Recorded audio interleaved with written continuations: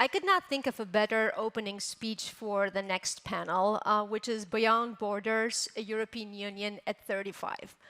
But based on Tom's talking points, I got 4 sound bites that are connected to our next panel. The first one, as you mentioned, is vision. We need the vision for Europe at 35. Second is momentum, and it looks like we have the momentum now for enlargement with Western Balkans and Eastern European countries. The third one is positive messaging, and I believe in terms of positive messaging, we should remove the question mark from our panel title and just put an exclamation mark that Europe will be at 35. And also the last point is we need to walk the talk, and that's key. So Thomas was explaining how do we want people through positive messaging to think. Now I'm going to show a slide how are really people thinking about enlargement in Europe. Can you please put the slide?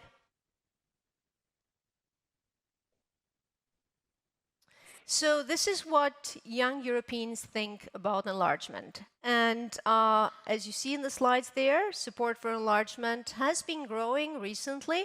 Some countries are stronger than the others, which goes back to we have a lot of work to do still.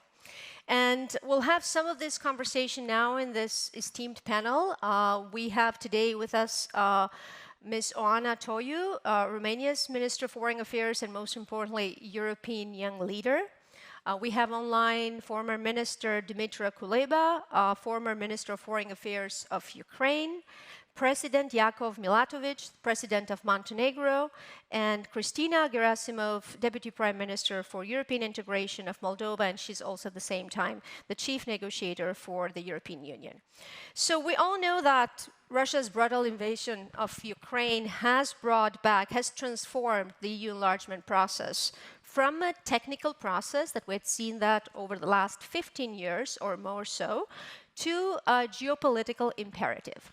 And it looks like we have a sense of urgency. We closed the previous panel with a sense of urgency. We have urgency in enlargement too. That was also reiterated during President von der Leyen's visit in the Western Balkans just this last week. Historically, though, enlargement, in its all 5 rounds of enlargement, has been about geopolitics, going from strengthening democracy in Southern Europe, stability, prosperity across the continent, from the 80s until with the new member states after the end of the Cold War. Now imagine, we're living in the longest non-enlargement period for the European Union since 2013, when Croatia joined the Union. Today, the EU faces geostrategic challenges, and to have a European Commission that is geopolitical, it needs to show that mostly in the enlargement in the candidate countries. But still, enlargement, as it was explained, it's about emotions. It's about fears, it's about hopes, it's about delusions, it's about optimism. And we know that not everyone is convinced also in the European member countries that enlargement is good for them. To discover this and more, I would like to start with President of Montenegro, who is always very optimistic. So, President, you say that it has been one of your main talking points that European Union will be 28 in 2028, and Montenegro is going to be that country. Do you still think that's the case? Well, first of all, thank you very much for this very nice introduction. The introduction which is giving us hope. I believe this is absolutely important. And I do want to use this opportunity also to remind us all about the previous enlargement processes of the EU, with a very clear notion that when the EU was created in the 50s, but also during the first wave of enlargement towards Southern Europe, which was happening in the 70s, with Spain, Portugal, Greece being taken in, but also, more importantly, with the second big wave in the 2000s, with all the countries from Central and Eastern Europe, It was always a decision about investment in stability and prosperity, not only of the regions that the EU was taking on board, but also about stability and prosperity of the European continent as a whole. And this is what I believe is something that we all should have in mind. This is something that Europe has forgotten for a number of years, until it was reminded once again in 2022, following the Russian war of aggression in Ukraine. So now, I believe that we indeed have this new momentum from the side of the EU, from the side of the decision-making processes and bodies in Brussels, but also from the side of the member states, who ultimately make a decision. This is not the process about the Commission who decides, but the process about the member states taking a decision about the enlargement. And this is where Montenegro, comes to place, because Montenegro, as the most advanced out of the 10 candidate countries, has now set a very, very ambitious target, which we believe is also a realistic one, to become the 28th member state of the EU as of 2028. It's a very simple statement, but also a very powerful one, and the one which is bringing hope. I truly and genuinely believe that the accession of Montenegro in the EU is a story bigger than Montenegro, because it would be this positive signal to the other places, to the other candidate countries, that new political culture pays off, that reforms pay off, and that ultimately the enlargement process is alive, because everybody forgot about it. You already mentioned that the last country that entered was Croatia in 2013, so more than 10 years ago, while in the meantime we had United Kingdom leaving the club.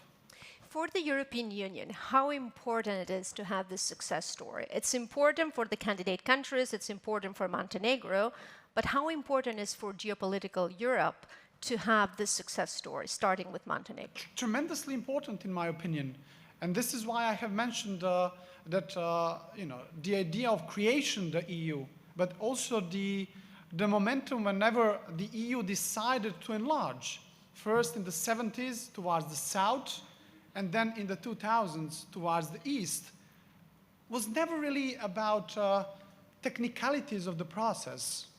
It was always a decision about investing in stability and prosperity, not only of the places where the EU was enlarging towards, but also about the European continent itself.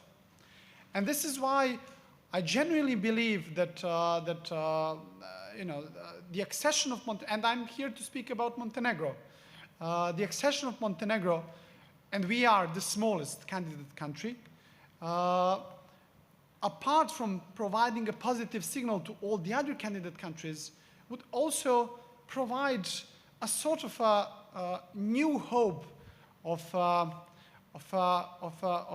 gravity that still exists when the EU is discussed.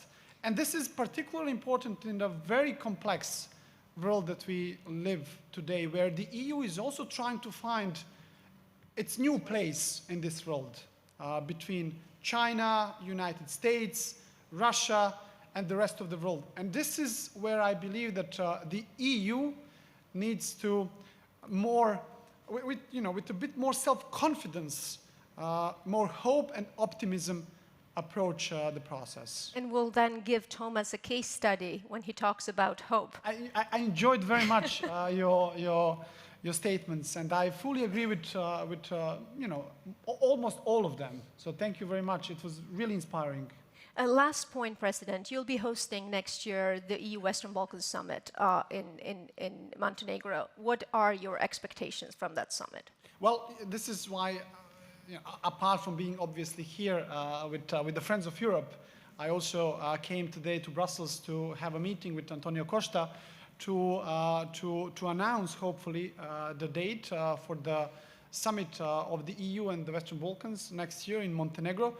And I believe this would be a very historical momentum, hopefully, where we would also be able to announce at least that the drafting of the accession treaty for Montenegro could be put in place. Well, thank you, President, for your message of hope. I'd like to go to former Minister Kuleba. He's online with us. Minister, thank you for being with us. We wished you were here in person, but it's important to have your message. Ukraine has emerged for the European Union as a pivotal force and actually a catalyst for this change, even the strategic perspective of enlargement. And we know that the political drive, the political revival of enlargement was first at the very beginning driven by a sense of solidarity with Ukraine. And it looks like the European Union, although it's a geopolitical actor, that is the main tool that the EU has when it comes to security and stability in Europe. So we have this security-driven imperative of enlargement. And I'd like to get your take on the work that Ukraine has done and how do you view enlargement from that perspective? Yes, good morning, everyone, or almost good afternoon. I apologize for not being able to being with you today in person. I could not travel. If I could, I would certainly join you in the room. I would like to agree with what has already been said, and I think it's fundamental. EU enlargement has never been about technicalities. Technicality is a smoking screen or an excuse either not to proceed with enlargement or a way to advance enlargement once decision is taken. But it is not the principle around which the decision on enlargement is taken. And there are many examples of countries who were taken on board of the European Union, although they had not really met all the criteria and satisfied all the technical demands for accession. So we should, for good, put aside the narrative that first you have to become perfect and then we will take you in. It's actually the other way around. The sense of belonging, which was mentioned by previous speaker, the sense of belonging is fundamental. If Europe believes that comes to decision that you belong to Europe, then accession becomes a reality. If it doesn't, you are stalled.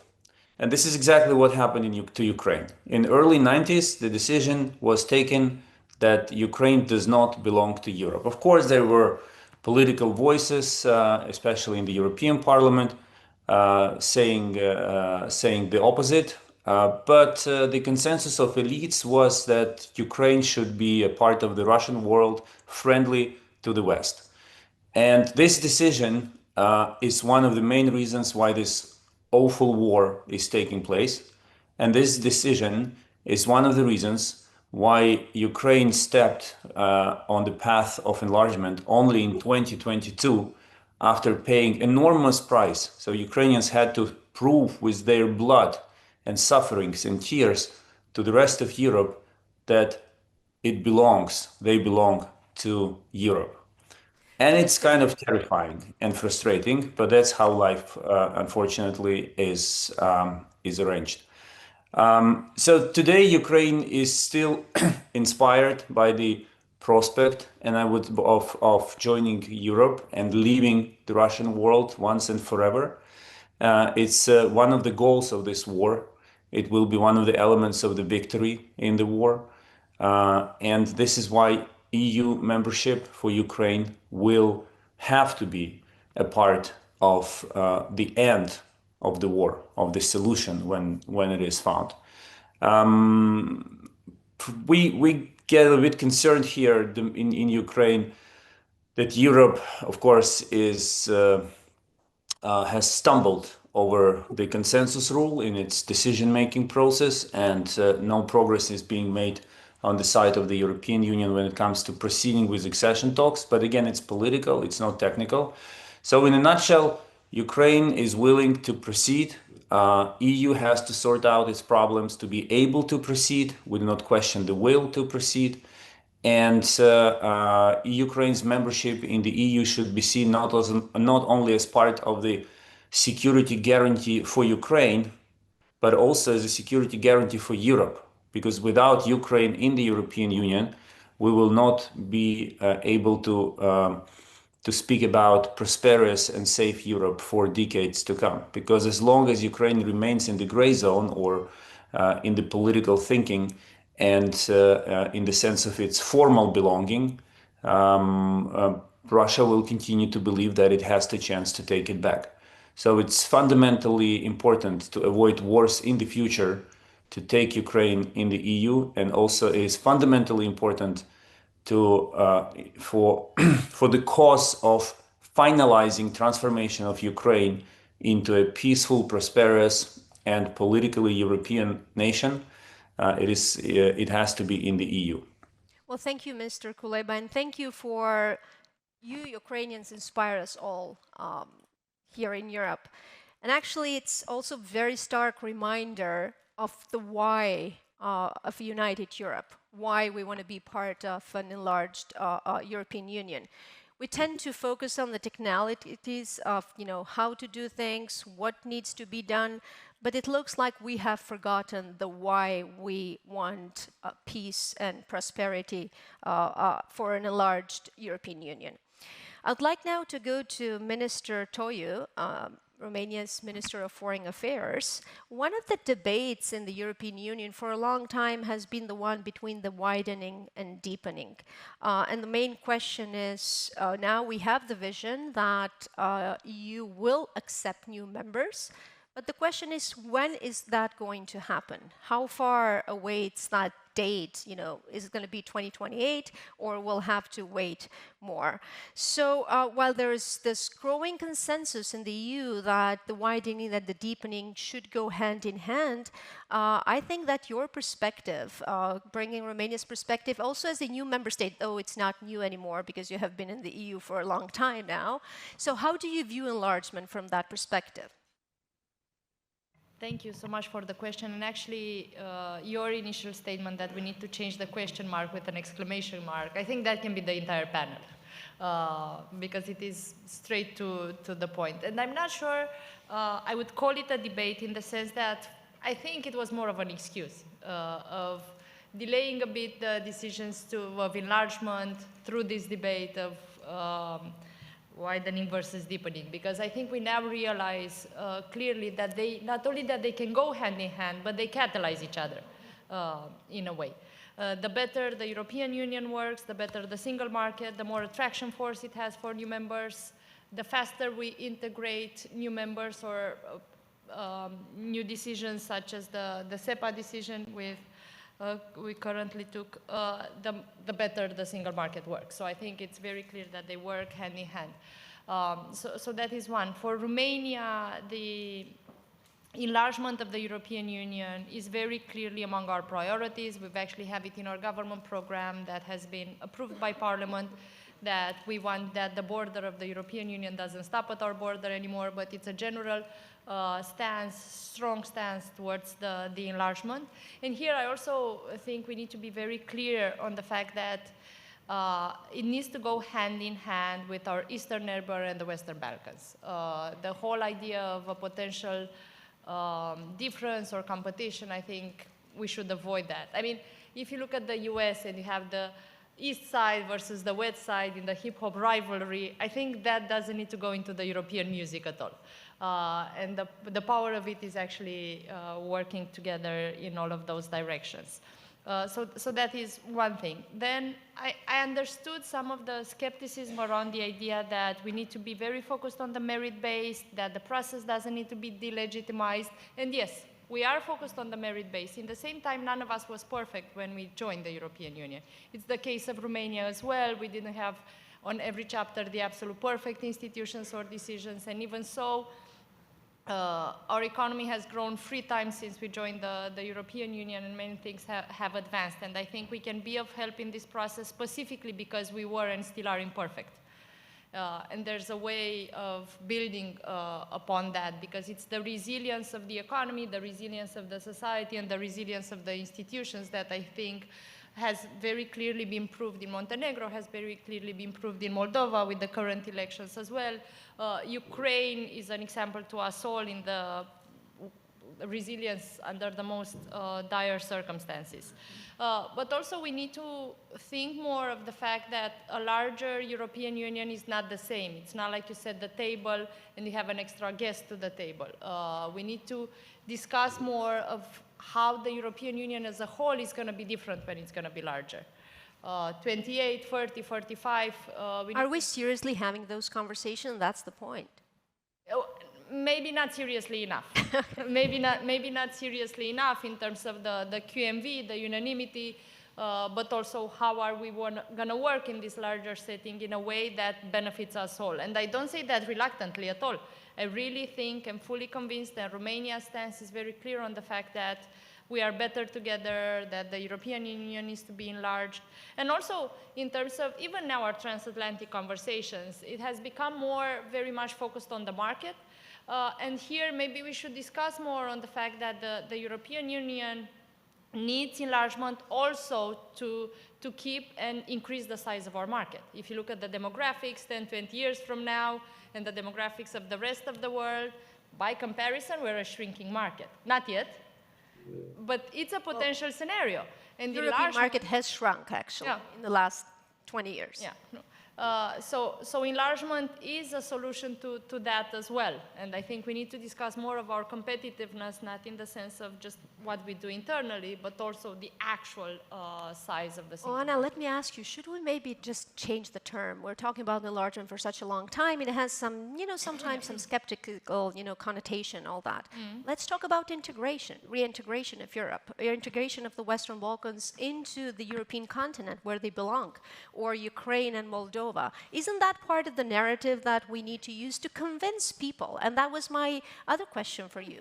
What should we do to tell the young people, we show the data there, that the benefits of enlargement? Yeah, I think your way is a better way to put it in a sense. And I also looked at our data before coming here, and one of the things that makes our position strong in terms of Romania, but even my own when I can say this, is that we have the legitimacy of our citizens. So 61% are full supporters of enlargement, and I think that is the core source of the power of any policy or political decision proposal. And in that sense, I believe it's key that we go back to the citizens in maybe having a better narrative, talking more about the advantages.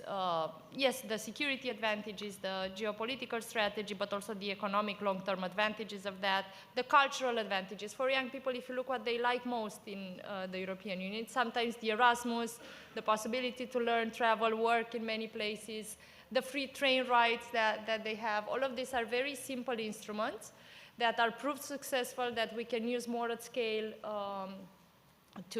with the region to be able to build upon that message even more.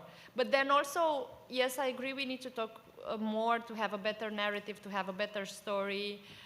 In the same time, nothing speaks louder than actions. So we need to be committed on the deadlines and the negotiations, opening the clusters, finishing the negotiations where that is the case, and having the actions as the strongest narrative we can have. And also maybe providing some more money to the candidate countries, because there is a expression, vision without resources is hallucination. So hopefully that's not the case. I'd like to turn to Christina. Christina, you come with a good, positive news story. PAS, pro-European, won the elections. Again, congratulations on that. And really, at least for the last 4 or 5 years, I believe that Moldova has been one of the most positive case studies in Europe when it comes to enlargement, when it comes to the reforms that have been done under very strict, and we know each other for a long time. We know the challenges and the burdens of the governance in your country. So, and you have gone forward and showed a positive case. So, how do you view enlargement now? Sometimes there is also paradox that it looks like enlargement is being put there as a card, as a tool for a sense of urgency in order to look at, looking from the security perspective. But then once the security perspective calms down, things are better, we might go back to technicalities. So how do you view that?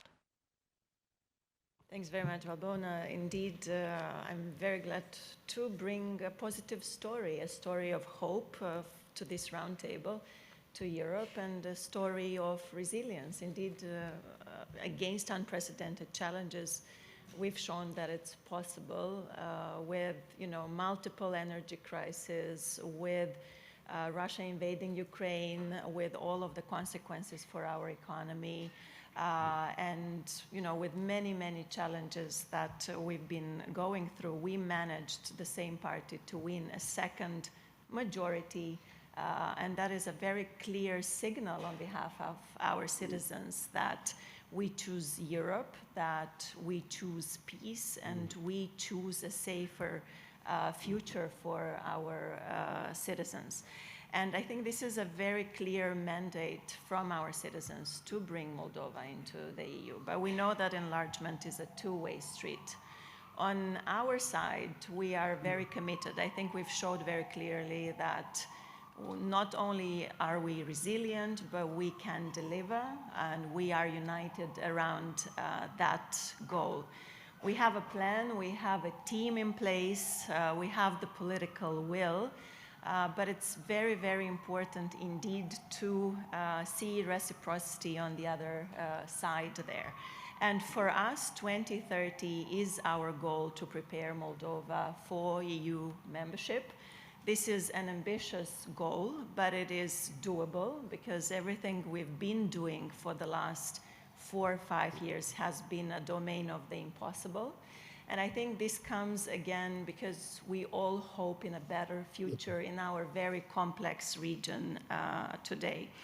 To your question, I think what enlargement needs to show is a credible path with a very clear plan, with a roadmap for each of the candidate countries, with very clear benchmarks, with a timeline tagged to those benchmarks, with very clear communication inside the candidate countries about what it means to become a member state, what are not only the benefits but also the responsibilities of a new member state, but also communication within the member states, what it means to bring on board more societies, what are the benefits, and to try to talk about these fears and these scarecrows about insecurity, about a budget that cannot be shared, and so on.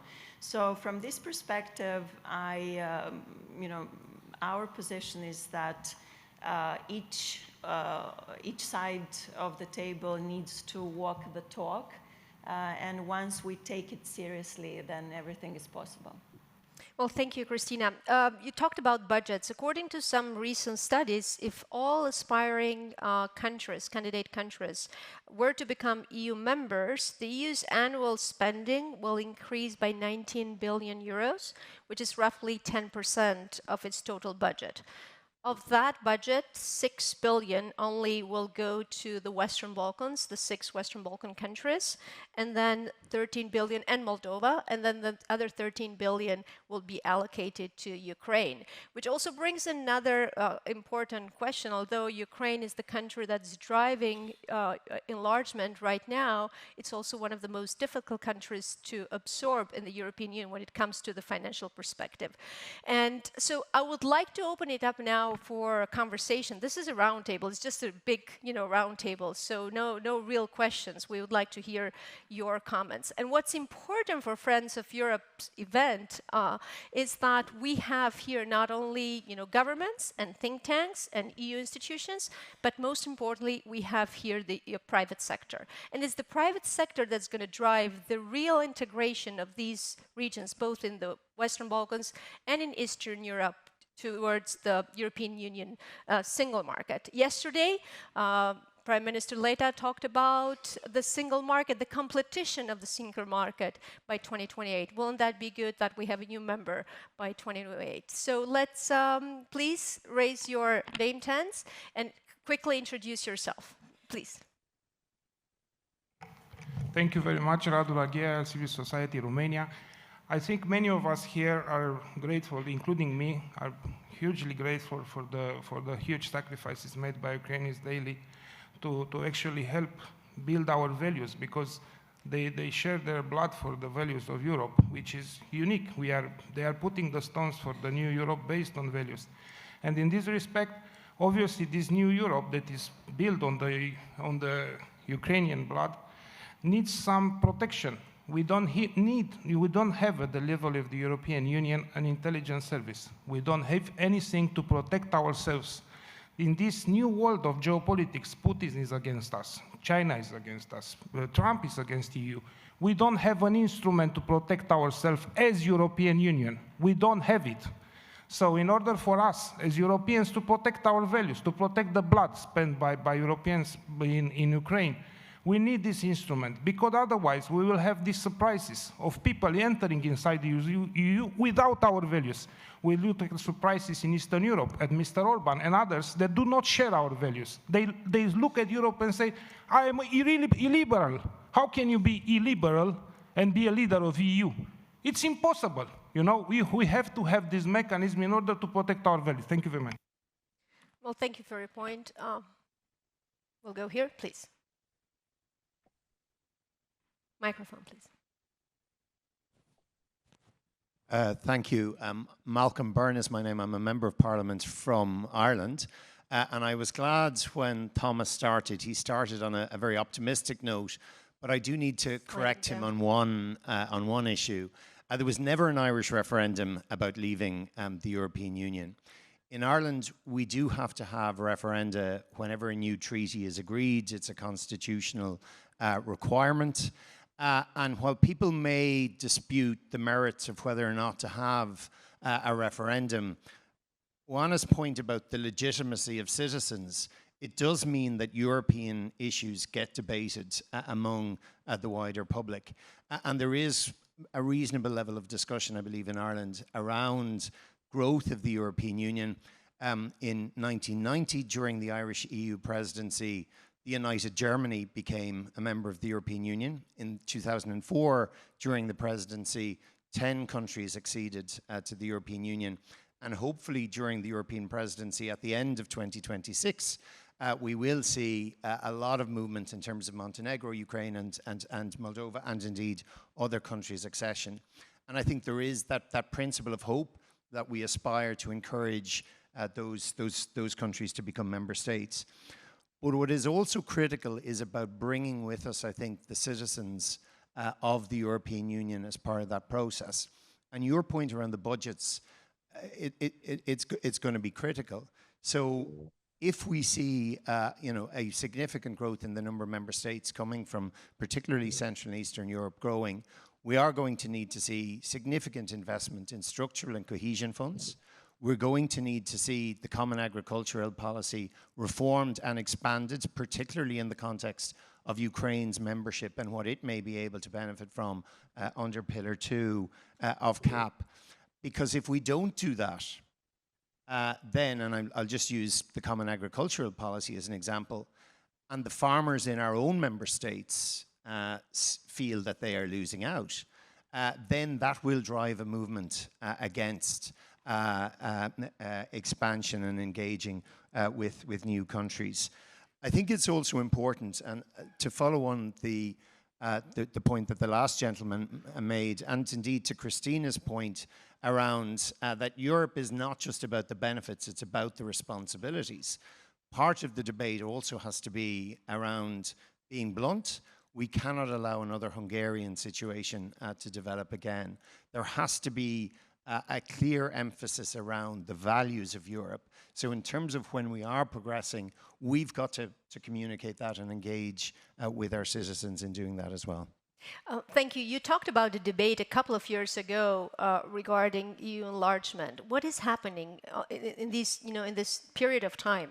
Are you seeing that debate developing in the Irish public?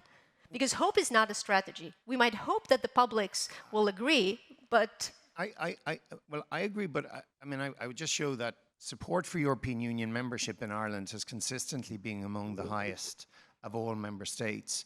Part of that has been, obviously, we've seen how Ireland has benefited, and particularly in terms of the opportunities that trade and so on plays. It's also the opportunity for a small nation to have a significant influence within a multilateral organization.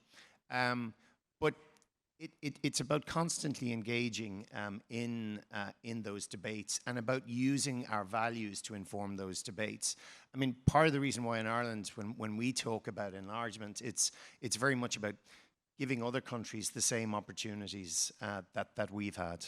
Thank you. We'll go to Albania, the Deputy Foreign Minister of Foreign Affairs.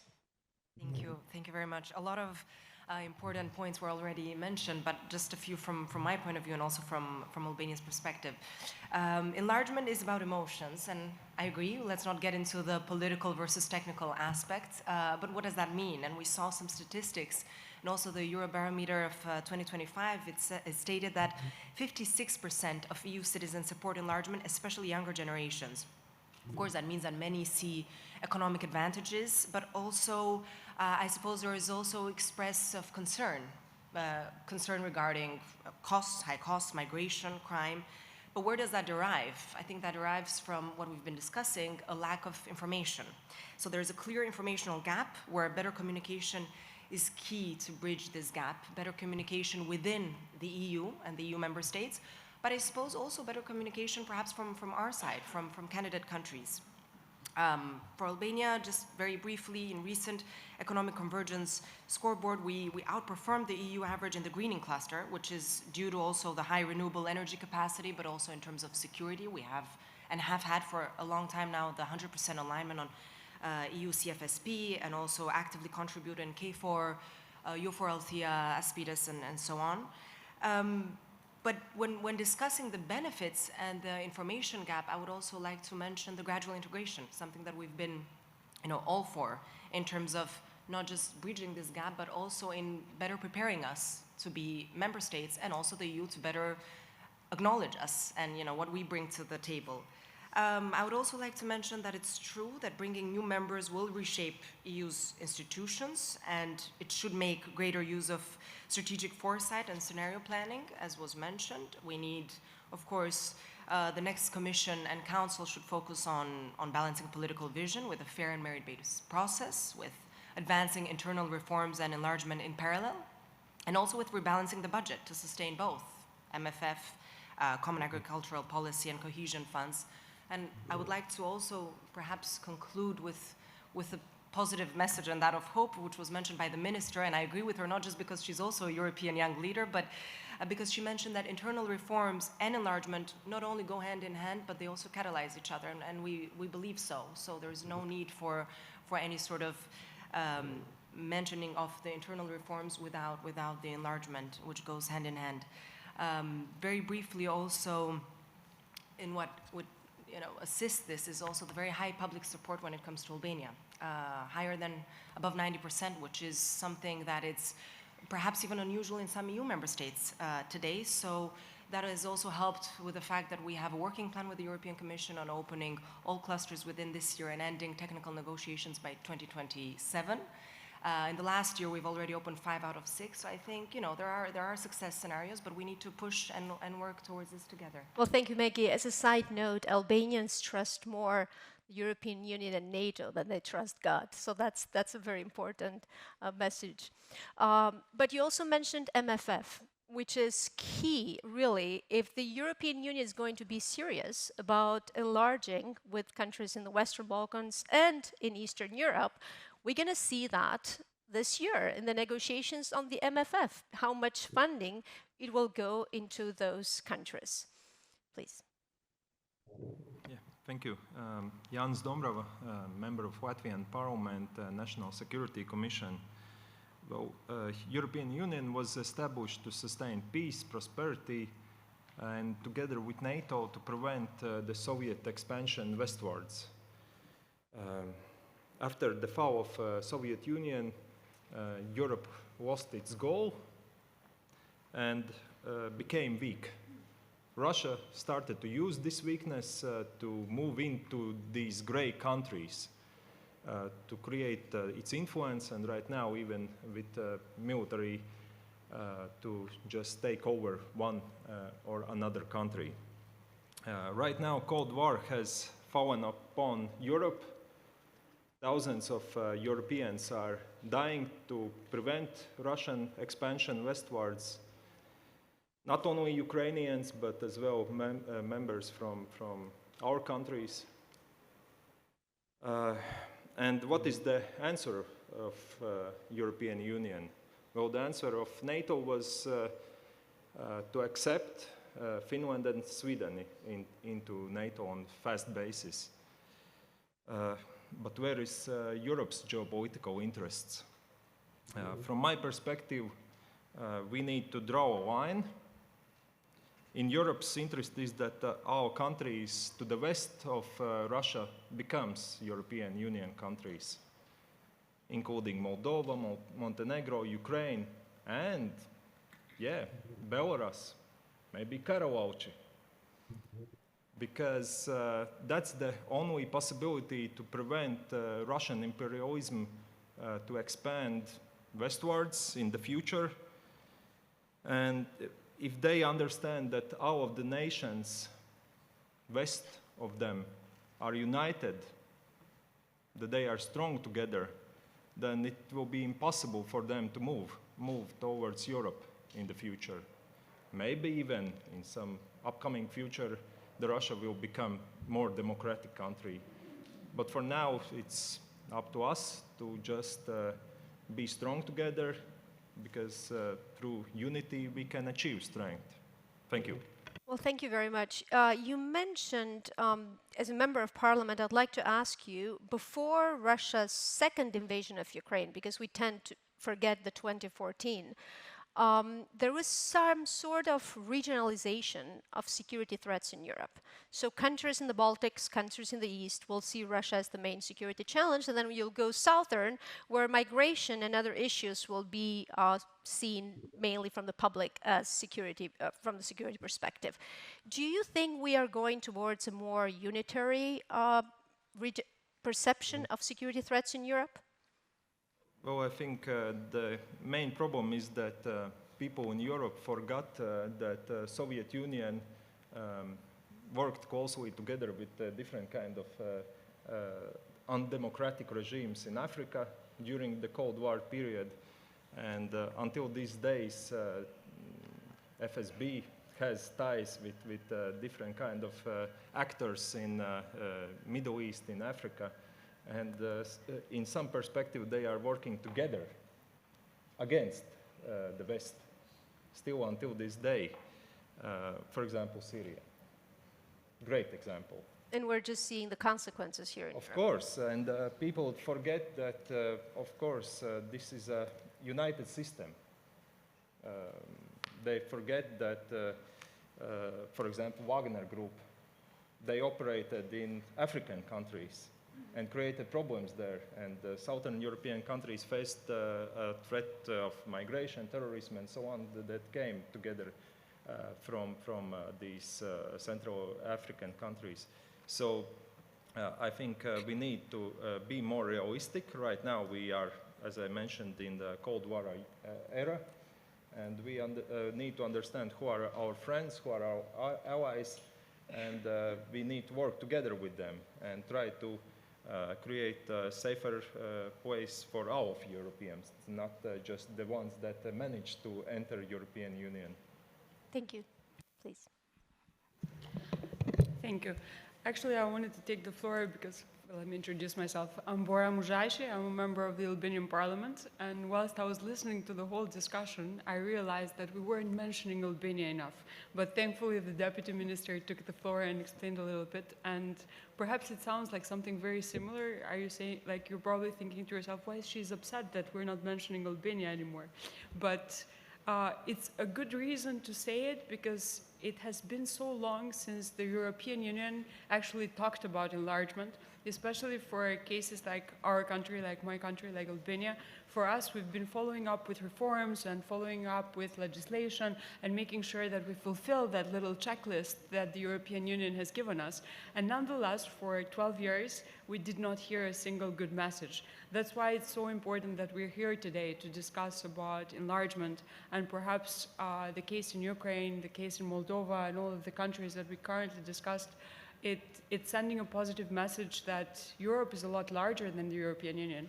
And sometimes it's very important not to forget that it's not just the EU that is part of Europe, but it's also all of the rest of the countries. And we just had now the investment forum in Albania for the Western Balkan, and it is those cases when we see the strengthened support from the European Union for us to continue doing our job and to continue following up with reforms and to continue actually supporting this process. Because I think most of us always think about what the countries that will be part of the enlargement will be taking from Europe. But sometimes we forget what these countries will be offering to Europe.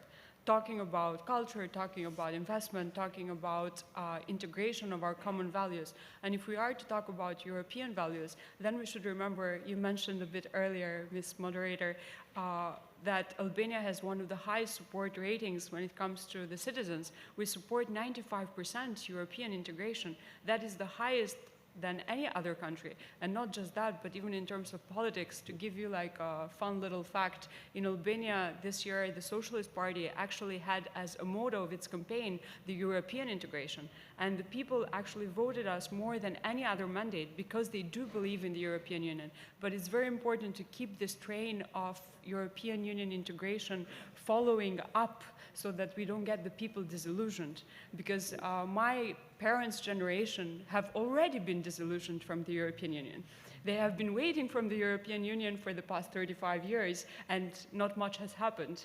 And we should really make sure that the new generation of young people in Albania, in Moldova, in Ukraine, in Montenegro, in the rest of the Western Balkans, they don't think of Europe as a dream, but they think of Europe as a reality with concrete deadlines, with concrete assignments.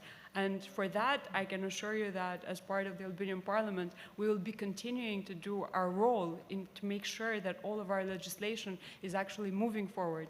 And my last fun fact is a new innovation that Albania has done. We've actually developed an AI platform to make sure that we adapt our legislation with EU legislation. And we have gotten to the point that we have a 98% correction rate. So practically by analyzing Albanian legislation with EU legislation is all done through artificial intelligence. So we've actually saved hundreds of years in the process of making this happen. So sometimes we should think about AI, how it can help us, how it can make our job easier. So we don't have to stick to the record of Croatia for entering the European Union. We believe Albania can do it faster. We believe Montenegro can do it faster. But we definitely need the support of everybody sitting in this room today to convince your own parliaments, like the colleague from Latvia, to convince your parliament that Albania does deserve to be part of the European Union and will work hard for it. And at the same time, to convince our citizens, because that's also really important. Looking at the ratings of how the citizens perceive the European integration is really important that all of you go back home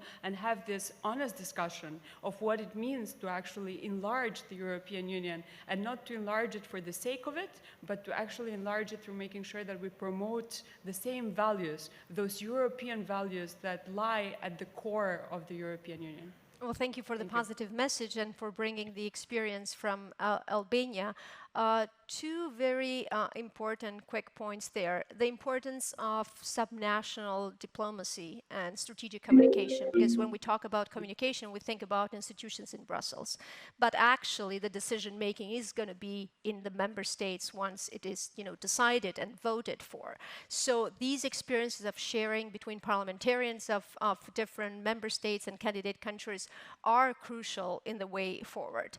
But also you mentioned something regarding young people, and we have not talked about a big challenge that is training resources from the Western Balkans, Moldova and Ukraine, which is the brain drain of the young people coming to the European Union. So that is an issue also that we need to look at and see what are some of the solutions that both the European Union countries and governments in the candidate ones can tackle in order to keep the young people, which is the biggest resource of these countries there. President, you... President? Yeah, yeah. Well, I think it's a very important question, and I believe that the reason why many young people perhaps were leaving the region, and not only the region of the Western Balkan, but perhaps also the other region throughout Europe, was a lack of economic opportunities and the perception of injustice when they access the labor market. The injustice in a wider meaning of a lack of meritocracy, especially when they were accessing the labor market of the government entities and the state-owned enterprises that were controlled by the government entities. And I believe that if we want to change the trend, we need to tackle those two factors. And this is what Montenegro is now also doing. I do also want to use this opportunity to perhaps zoom out a bit and elaborate on 4 different scenarios within the story of the accession. 2 key factors, when you are analyzing the enlargement, the accession throughout the years, were the political will of the EU to take the countries in. That's a key ingredient. That's a geopolitical ingredient. And the second factor was the political will of a candidate country to pursue a reform agenda. That's meritocratic, merit-based approach. Those are 2 key ingredients of the process that we are currently discussing here. And depending on those 2 factors, you can basically have 4 different scenarios. The first one is the one where the EU doesn't really want to enlarge. And there are no more other scenarios if the EU does not want that. But I do want to elaborate on the aspects of each and every one. So the first one is when there is no political will from the side of the EU, but also there is no political will from the side of the candidate country to take on board certain values of the EU. And this is, we all know the case. And this is a bad scenario, both for the EU as well for the candidate country. The second, equally bad, is the one when the candidate country actually does pursue reforms, does change itself, but the EU doesn't really do anything. You remember what happened with North Macedonia, that at one point even changed its name, not to mention constitution, on a number of times, and then nothing happened. As a result of that, you have now skepticism in that country about the future of the EU, as well as you perhaps, are also allowing for the third actors from the outside of the EU to become more influential in your neighborhood. And that's a bad scenario for the EU as well. Then you have 2 other scenarios where the EU wants to enlarge, but the candidate country doesn't really, pursue reforms adequately enough. That's, I believe, in the long run, still a positive scenario, but not an optimal one.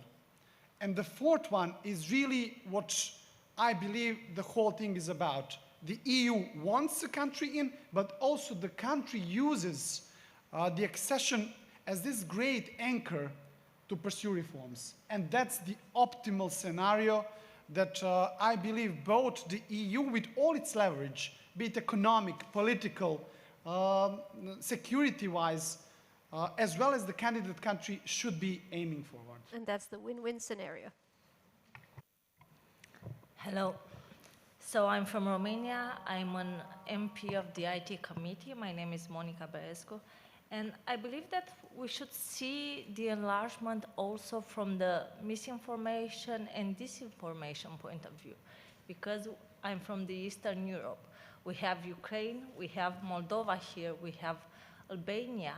And in Romania, but also in Moldova and in Ukraine, but also in Germany and in Poland, we had in the last couple of years big campaign of misinformation and disinformation. We had a big problem with the elections last year in Romania because of the disinformation and misinformation, and we are talking about the youth and how are they being affected.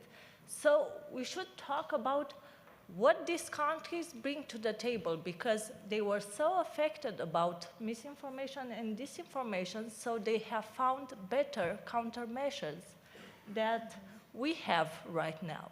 So Romania right now is working with Ukraine, is working with Moldova in order to counterattack these measures. So we are learning from them. But Romania shouldn't be alone in this process. The entire Europe should be doing that. So it shouldn't be better at the EU level to do that. That's why we should be, and I agree with our colleague from Albania, we should see what these countries are bringing to the tables, because it's not only about what EU has to offer, it's about also what do they bring to the table in terms of principles, in terms of culture, in terms of knowledge, in terms of how digitalization is working in Ukraine and also in Moldova, because in Albania also. So we should focus on these terms, and also we should focus on the budget. And we should wonder, because we are talking about what's happening in social media. If we are going to postpone the enlargement, what's going to happen in the next years if with the Eurosceptics? What's going to happen with all the people that are going to be disappointed with the big EU project? How we are going to convince them about the utility of this project? So basically, this is the question. If we are going to postpone this enlargement, if Albania, if all the countries from the Western Balkans, if Ukraine, if Moldova is not going to enter EU by 2030, what's going to happen with all the people that are waiting for this movement? What's going to happen with the parents from our colleague, or with the next generations? Because we see the young people right now, and what I see in the young generation is quite frightening. We see an ascending of far right, so we have to find a countermeasure for that. And it could be an enlargement. Well, thank you for raising that question. Can we imagine what would have happened if Romania and Bulgaria were not EU and NATO members, if the Baltics were not EU and NATO members? So that is really enlargement at the end, is the cost-benefit analysis. And really the costs of non-enlargement are very heavy for the security and prosperity of Europe. Thank you very much. My name is Ciprian Sănescu. I'm also from Romania, and you mentioned Romania. It would have been really bad if we would not have joined. But I think eventually we would have joined, because it would have been bad for Europe without Romania and Bulgaria equally. Now, 2 points, and then I'm going to read something that I don't think I'm allowed to, but I think Natalie and Gerd will allow me later on. Fear is a very important mechanism. Something like what you said, sort of, like what would have happened, and then what Monica said. This spring, we were very happy to facilitate and host the European Young Leaders to Bucharest for a variety of events, but especially for a foresight exercise. And with your permission, I would just read 1 or 2 sentences from the report. So we gathered, and I remember many of you here, in the audience, and we facilitated this exploration of what 2035, so a different 35 to some extent. And I have a dystopian worst-case scenario. Would you like to hear it? Probably not. But I'll read it anyway, because I think it gives us... sorry? Very short, yes. It gives us a perspective of what could happen, answering your question. So 2035, in a worst-case scenario, Europe could find itself trapped in a tangle of disconnected futures, led by passive governments, fragmented by nationalism, fractured by scarcity, and dominated by digital feudalism. As political will weakens, collective European action erodes.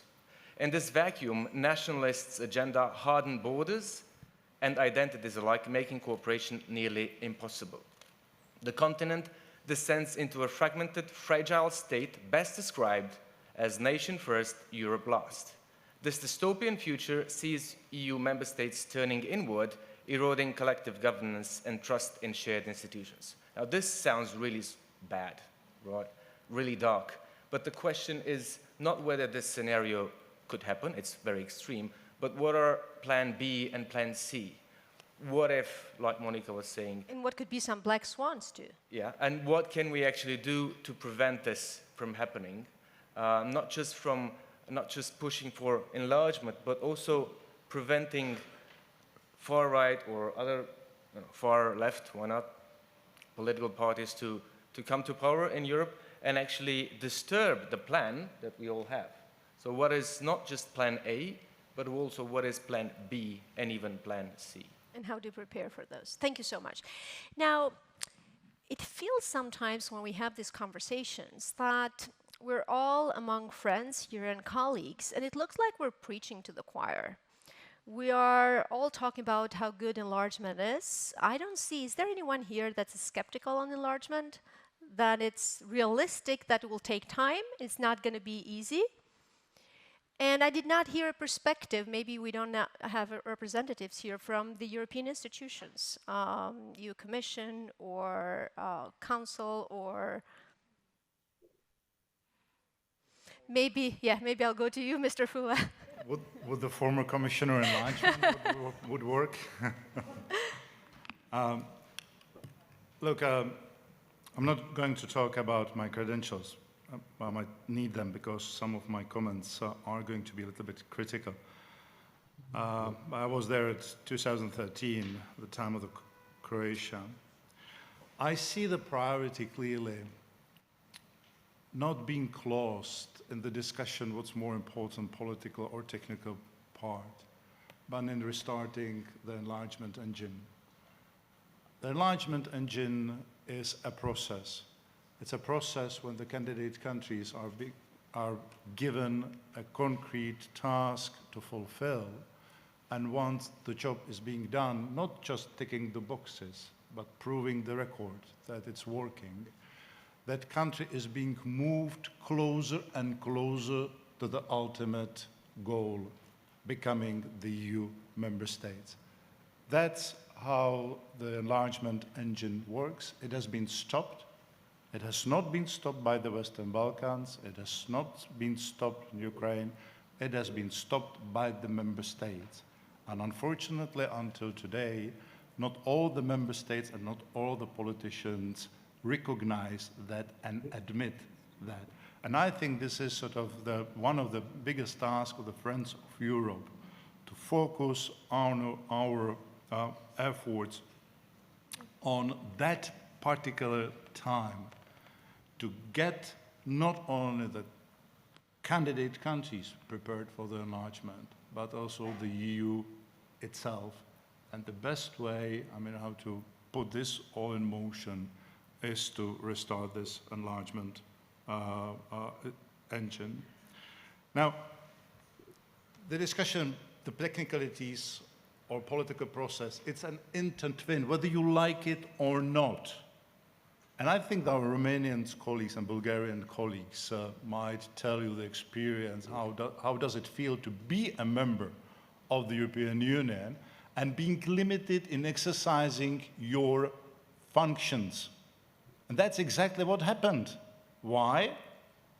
because there was a political will to admit them, but there were not enough deliverables on the technicalities for those two countries, you know, to fully being able to discard all their obligations. I don't think anyone is interested in repeating this again. By the way, I like the triple 28, 28, 28, okay? I like the 28 to fulfill sort of the common market.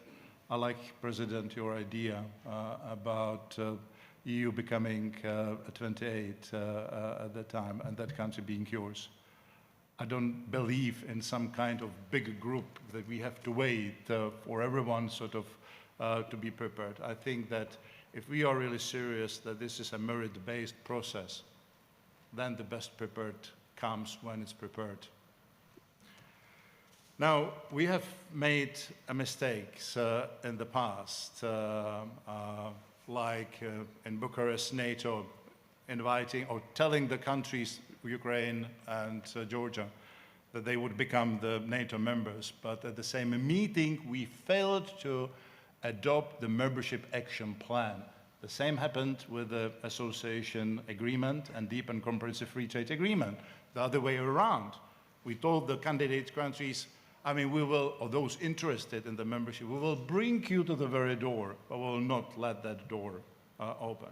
But I think Dmytro was not right when he said that it was us who decided that the Ukraine should belong to the Russian sphere of influence. I think that association agreement, DCFTA, actually made the trick, and you might not like, I mean, the friends from the Western Balkans, what I'm going to say, to prepare in a way, in a certain way, to prepare Ukraine better for joining the internal market through the AA and DCFTA than the stabilization agreements, I mean, we have within the EU and the candidate countries from the Western Balkans.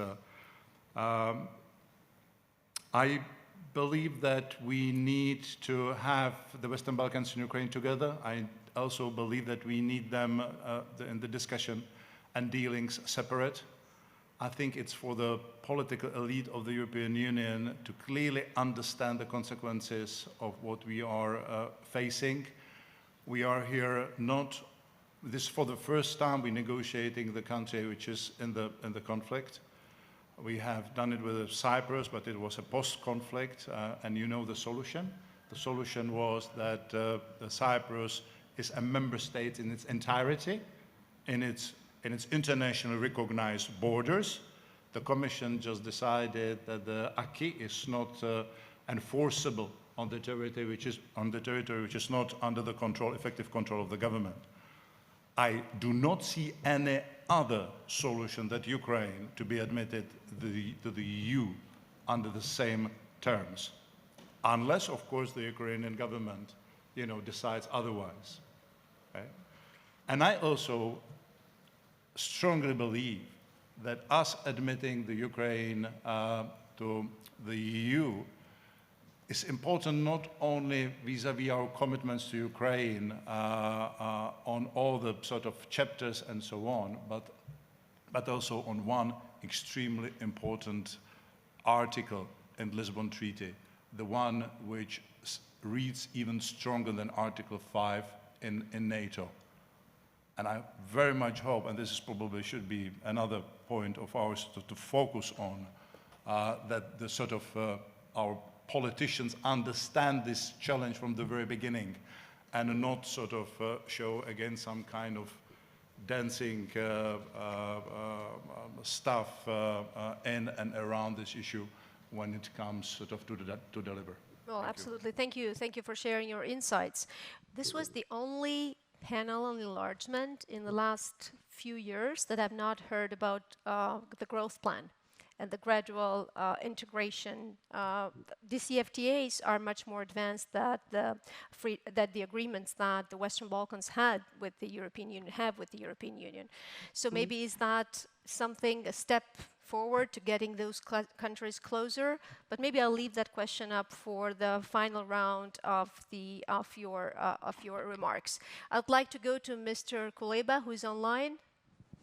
Mr. Kuleba, you heard our conversations, and of course, Ukraine was singled out as a driver also of enlargement process, but also we mentioned some of the challenges of absorbing a big country like Ukraine, also with the security perspective, into the European Union. What's your final take? Well, I appreciate the sense of hope and enthusiasm, although the speakers all belong to the part of Europe that is supposed to be optimistic and hopeful about EU enlargement. I would like to make only 3 quick points. First, the decision to leave Ukraine in the Russian sphere of influence was taken in the same year when the decision to put Central European countries on the EU accession plan was taken, which was early 90s, 1992 to be more specific. The association agreement had nothing to do with membership, whatever you want to think about it differently. It didn't even contain the European perspective for Ukraine. And as foreign minister, I confronted many colleagues in Europe in 20 and 21 who were reluctant even to talk about real DCFTA.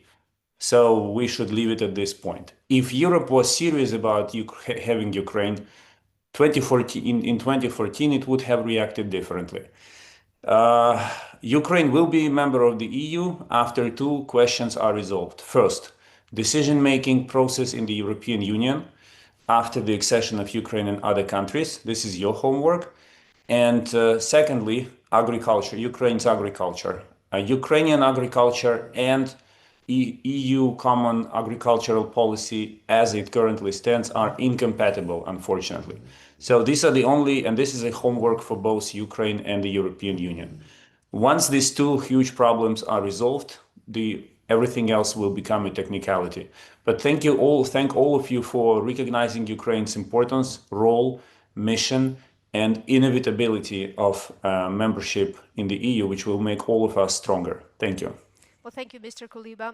President Milatovic, your final remarks as a soundbite for closing this session. Well, I hope that I have said enough about the hope, and I do want to emphasize once again that and perhaps also to build upon what has been said by the Commissioner File. I'm representing a country that is aiming to become the next member state of the EU. There are 5 key reasons why that should be the case. Number 1 is institutional advancement. So Montenegro is the only candidate country that has opened all the chapters and so far closed 7. By the end of the year, we are hoping to come to the position of 12 or 13 chapters. And this is the right moment to basically start drafting the accession treaty. Number 2 is, as many other candidate countries, we are fully aligning very often at our own economic cost our foreign policy with the foreign security policy of the EU. Think about one thing. Before the Russian aggression on Ukraine, Montenegro, as a very beautiful Mediterranean country, whose dominant sector of economy is tourism, had about 25% of our tourism revenues coming from Russia. At that very point of time, we have imposed sanctions, fully aligning our foreign policy with the policy of the EU, thus once again proving that we are committed to value-based foreign policy. Number 3 is Montenegro is already part of NATO. So, we are part of the same security architecture. Number 4, we are already using the euro. So in that regard, more or less fulfilling all the Maastricht criteria. And number 5, we are small. Thank you very much. Thank you, President.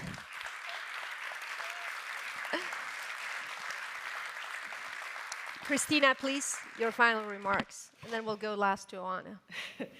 On this note, I have to say that being... You're small too. We're small too, but it's very important to indeed stay optimistic and hopeful as well, and I think there is no other way for countries like Moldova, like Ukraine. But for enlargement really to work, I think indeed we need three things. Is one, political will in candidate countries, and you've heard a lot of good political will around this table to make it work. We are doing our homework. And we're working very, very hard to meet the deadlines and to prepare our societies at home. Two, we need the openness and the preparedness of the EU to bring on board new member states. And sometimes that might be even more complex than the work that has to be done in the candidate countries. But that needs to be done in order to have a serious discussion when this is going to happen. And of course, the momentum is key. And we do have a window of opportunity, but it's a time-bounded window of opportunity. And we all need to do our best because there is so much goodwill within the European Union, within the candidate countries. And if we cannot make that work, that will be a very bad news for all of Europe. And here I just want to say again that Moldova is very much grateful for all of the support that we are receiving to prepare the country to be more resilient and more prepared for EU membership. Thank you. Thank you. Oana, please. Thank you. One last key point. I think to put together the interests of the candidate countries, of the current EU members, is very clearly in both of our advantages. And we need to function better and be bigger in order to keep our relevance or increase our relevance in the global stage. The reality is without this, our competitiveness, our influence in value-based foreign policy, the power that is perceived that we have is going to decrease. So it is stronger together, but also from a point of view where we look at the global stage and the immense role that Europe has had and continues to have in influencing the decisions of other, our negotiation power on trade deals. For all of that, our power actually needs enlargement. Well, thank you very much. And Oana, I love this stronger together, and I would like this to be the closing remark of this session. Thank you very much to everyone. Enlargement is about prosperity, security, and a Europe at peace and free. So I hope also that all your remarks convinced also the private businesses around this table here that these are good places to invest. And this is how we get the real integration of those regions into the EU single market. Just a very short announcement. We will reconvene here. We have the lunch now. We'll reconvene here at 1400. There are two sessions. The first one on smart tech is going to be here in the ground floor. And the first floor in the Marode Salon will have the session on European security. And we'll bring back there the regions of Eastern Europe and the Western Balkans because the security dimension is also one of the most important ones. Thank you so much and have a good lunch.